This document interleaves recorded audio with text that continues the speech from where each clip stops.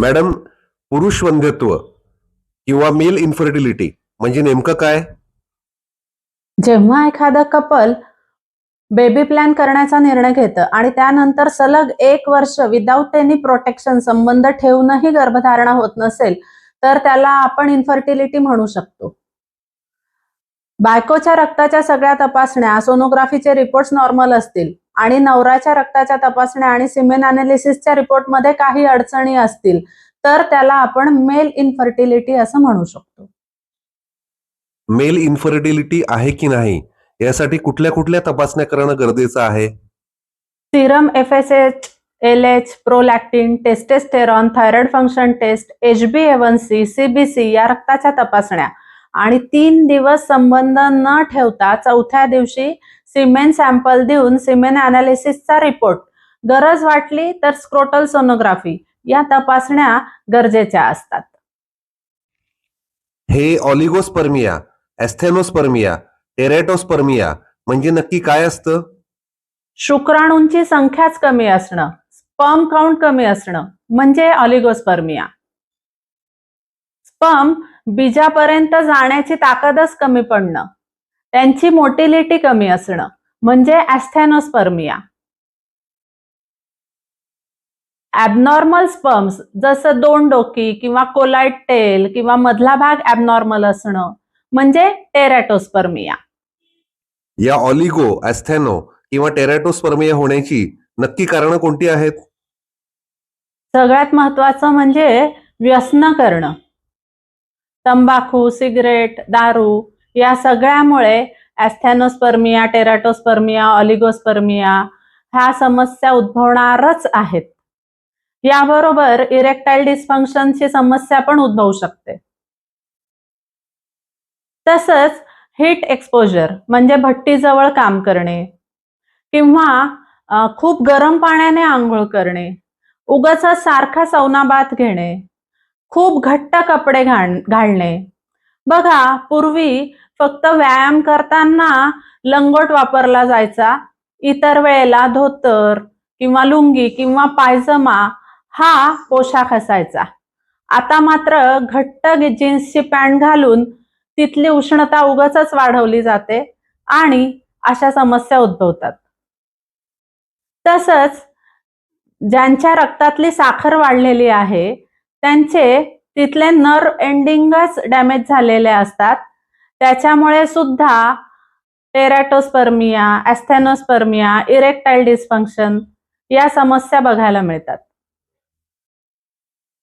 जर तुमच्या शरीरातली चरबी खूप वाढलेली असेल तर ह्या ज्या चरबीच्या पेशी आहेत म्हणजेच ह्या ज्या फॅट सेल आहेत या तुमच्या टेस्टोस्टेरॉनचं रूपांतरण इस्ट्रोजन मध्ये करतात आणि म्हणूनही ऑलिगोस्पर्मिया, टेरॅटोस्पर्मिया, ॲस्थेनोस्पर्मिया बघायला मिळतो. काही इंडस्ट्रीतले केमिकल्स, काही रसायनं, तसंच रेडिएशन, काही हेवी मेटल्स याच्यामुळे सुद्धा टेरॅटोस्पर्मिया बघायला मिळतो. आर्सेनिक जे दूषित पाण्यामधून येतं, त्या पाण्यावर पीक घेतलं जातं आणि ते अन्न आपण खाल्लं की आपल्या शरीरामध्ये आर्सेनिकची बाधा होते. किल्ल्या, रंग, त्याच्यानंतर वेगवेगळे सौंदर्य प्रसाधनं, काही प्रकारचे फेअरनेस क्रीम याच्यामध्ये लेड असतं. या लेडमुळे सुद्धा अनेक समस्या उद्भवतात. मर्क्युरी, मोबाईल किंवा बॅटरी याच्या रिसायकल मध्ये मर्क्युरीचे वेपर्स हवेमध्ये येतात आणि गंमत अशी आहे की हे दिसतही नाही आणि याचा वासही वेगळा नसतो. त्याच्यामुळे मर्क्युरीचे वेपर्स हवेमध्ये आहेत हे आपल्याला लक्षातच येत नाही. तसंच पोल्युटेड वॉटर मधले जे मासे आहेत ते मासे सुद्धा मर्क्युरीला स्टोअर करत असतात आणि ते आपल्या पोटामध्ये गेल्यामुळे किंवा हवेतून आपल्या शरीरामध्ये मर्क्युरी गेल्यामुळे सुद्धा अनेक समस्या उद्भवतात. कॅडमियम, झिंकच्या दगडामधून जे प्लास्टिक बनवण्यासाठी आवश्यक कॅडमियम असतं ते शरीरात गेल्यावर तर इस्ट्रोजन सारखं वागतं आणि त्याच्यामुळे स्पर्मॅटोजेनेसिस व्हायला खूप मोठे अडथळे येतात. हे सगळे हेवी मेटल्स आहेत. याच्यामुळे टेरॅटोस्पर्मिया, ॲस्थेनोस्पर्मिया तर दिसतोच, पण होणाऱ्या बाळामध्ये सुद्धा कॉग्निटिव्ह डिफेक्ट, मतिमंदत्व, ऑटिझम या समस्या दिसू शकतात. यासाठी प्रेग्नन्सी ठेवण्याच्या आधी शरीर शुद्धी करून घेणं, पंचकर्म करून घेणं, योग्य ती औषधं घेणं आणि तुम्ही अशा कुठल्या पॉइझनिंगला सामोरे तर जात नाहीये ना हे चेक करून घेणं खूप गरजेचं असतं. मॅडम, आयुर्वेदामध्ये मेल इन्फर्टिलिटी किंवा पुरुष वंध्यत्व याची कोणती कारणं सांगितली गेली आहेत? आयुर्वेद शास्त्रात काही पुस्तोपघातकर द्रव्ये म्हणजे कुळीथ, पावटा, जवस, करडईचं बी, करडईचं तेल, मीठ, क्षार हे सगळे जे द्रव्य आहेत ते शुक्राला क्षीण करतात असं सांगितलेलं आहे. त्याच्यामुळे जर तुम्हाला ॲस्थेनोस्पर्मिया, ऑलिगोस्पर्मिया असेल तर तुम्ही करडईचं तेल खाऊ नका. जवसाचा लाडू पण खाऊ नका. कुळीथ आणि पावटा सुद्धा कधीतरी खायला हरकत नाही, सारखा खाऊ नका. आयुर्वेद शास्त्रामध्ये चरकाचार्य म्हणतात, जरा चिंतया शुक्रम व्याधीभि कर्मकर्षणात क्षयं गच्छन्ति अनशना स्त्रीणाम च अतिनिवेशनात. जरा म्हणजेच म्हातारपण, चिंतया म्हणजे खूप स्ट्रेस घेणं, व्याधीभि म्हणजे शरीरामध्ये एखादा आजार असणं, कर्मकर्षणात म्हणजे खूप व्यायाम करणं, अनशनात म्हणजे कमी खाणं किंवा चुकीचं खाणं. या सगळ्या गोष्टींमुळे शुक्राचा क्षय होतो. बघा, याच्यामध्ये दोन गोष्टी सध्या सगळी मुलं किती जास्त प्रमाणात करतायत. एक तर अतिव्यायाम आणि अनशनात म्हणजे योग्य ते न खाणं. आयुर्वेद शास्त्र म्हणतं की जेव्हा तुम्ही भारवहन करतात म्हणजे खूप वजन उचलतात तेव्हा तुमच्या शुक्रातली शक्ती म्हणजे शुक्रातलं ओज तुमच्या मसल्स मध्ये जातं. तसंच अनशनात म्हणजे आपला रोजचा जो आहार आहे, नित्यसेवनीय जो आहार आहे तो वरण, भात, भाजी, पोळी, भातावर तूप, जेवणानंतर ताक असा आहे. मुलं व्यायाम करायला लागले की ते अचानक पोळी, भात, भाकरी खाणं बंद करतात. आपल्या डीएनएला वर्षानुवर्ष हाय कार्बोहायड्रेट डाएट घेण्याची सवय आहे. अचानक कार्बोहायड्रेट स्किप करत फक्त हाय प्रोटीन डाएट घेतल्यामुळे आपल्या पेशी कन्फ्यूज होतात, आपला गट मायक्रोबायोटा डिस्टर्ब होतो. हा डिस्टर्ब झाला की पित्तधरा कला सैव मज्जाधरा कला, आपले हार्मोन्स असंतुलित होतात आणि त्याच्यामुळे सुद्धा ऑलिगोस्पर्मिया, टेरॅटोस्पर्मिया, ॲस्थेनोस्पर्मिया बघायला मिळतो. सध्या क्लिनिकमध्ये 28-29 वर्षाची अनेक मुलं येतात प्रेग्नन्सी राहत नाही म्हणून आणि त्यांचे रिपोर्ट केले की त्याच्यामध्ये ऑलिगोस्पर्मिया, ॲस्थेनोस्पर्मिया, टेरॅटोस्पर्मिया हे नक्की बघायला मिळतं. आणि त्याचं बरेचदा कारण असतं जिम मध्ये खूप चुकीच्या पद्धतीने केलेला व्यायाम आणि त्याच्याबरोबर प्रोटीन खाणं. आयुर्वेद शास्त्रामध्ये अर्धशक्ती व्यायाम करायला लावलेला आहे.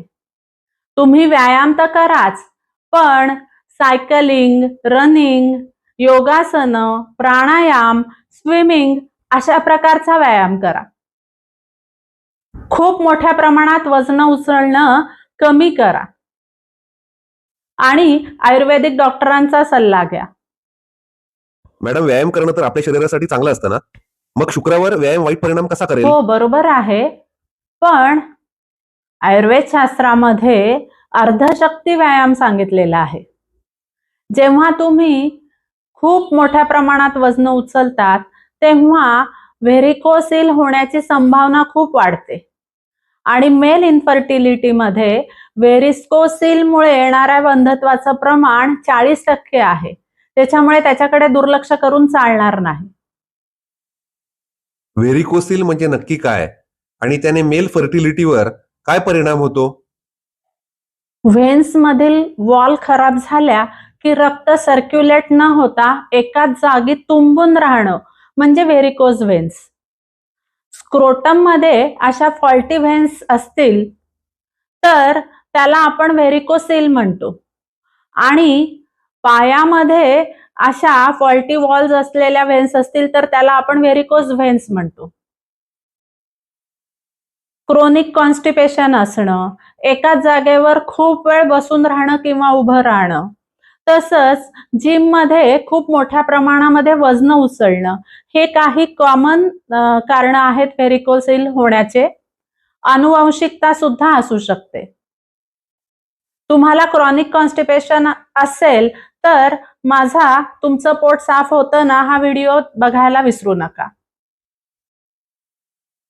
जेव्हा असं रक्त तुंबून राहतं आणि सर्क्युलेशन नीट होत नाही तेव्हा पेशींना ऑक्सिजन आणि न्यूट्रिशन नीट मिळत नाही. मग जर त्यांना अन्न पाणीच नीट मिळत नसेल तर त्या काम तरी कसं नीट करणार आहेत?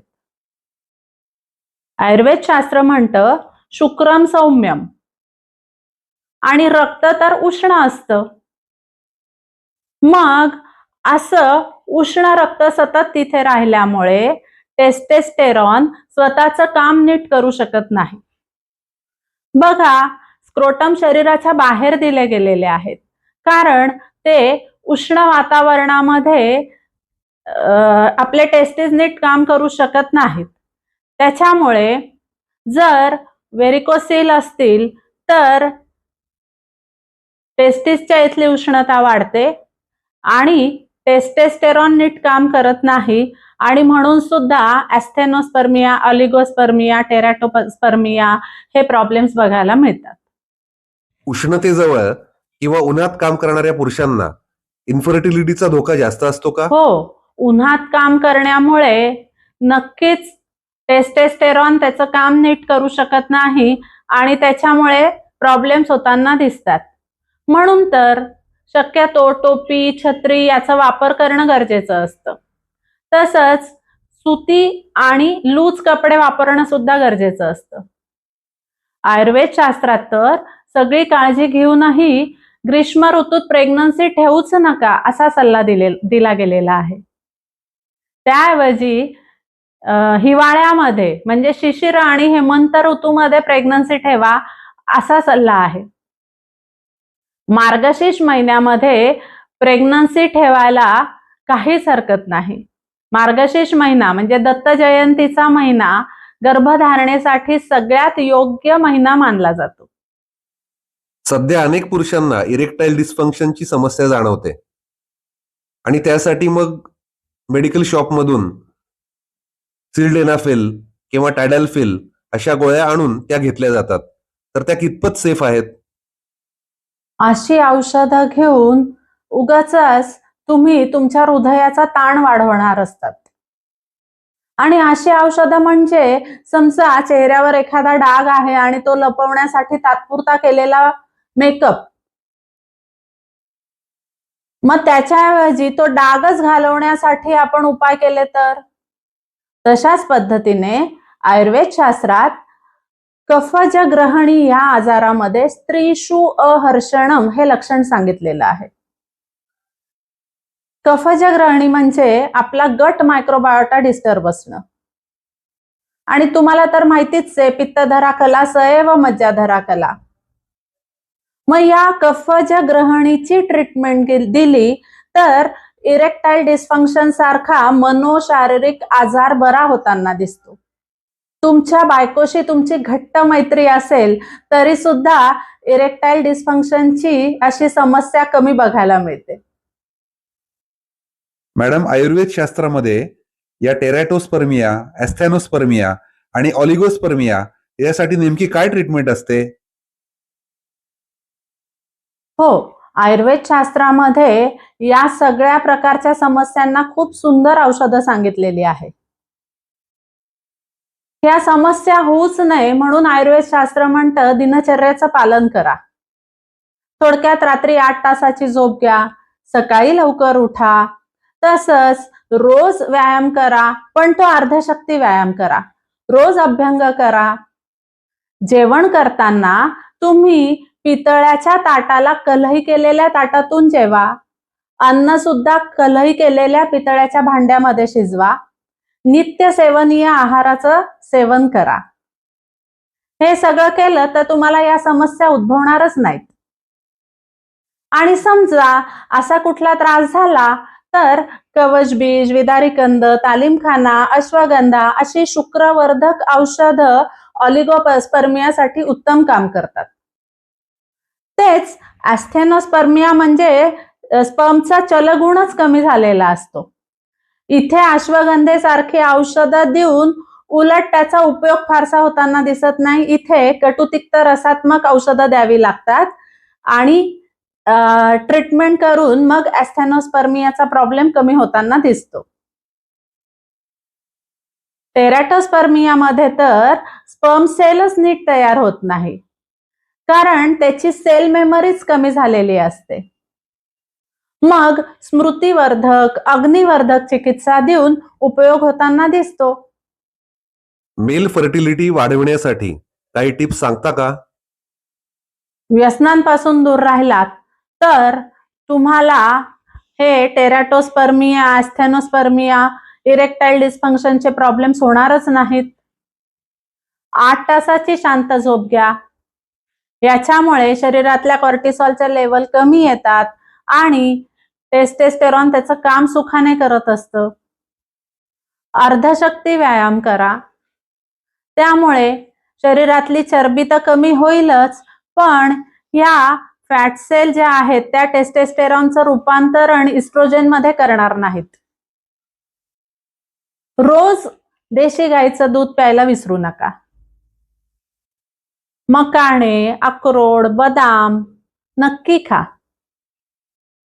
कोहळा, लाह्या, मनुका, आवळा, साजूक तूप, मूग, भात हे खायला विसरू नका. आनंदी, समाधानी राहा. तुम्ही समाधानी राहिलात तर तुम्हाला स्ट्रेस येणार नाही, आणि स्ट्रेस आला नाही तर तुमचे हार्मोन्स संतुलित राहतील. समजा तुमच्या रक्ताच्या रिपोर्टमध्ये किंवा शुक्राच्या रिपोर्टमध्ये काही अडचण असेलच तर आसपासच्या आयुर्वेदिक तज्ञांचा सल्ला आवर्जून घ्या. गरज वाटली तर पंचकर्म करून घ्या आणि मग बघा तुम्हाला त्याचा कसा फायदा होतोय.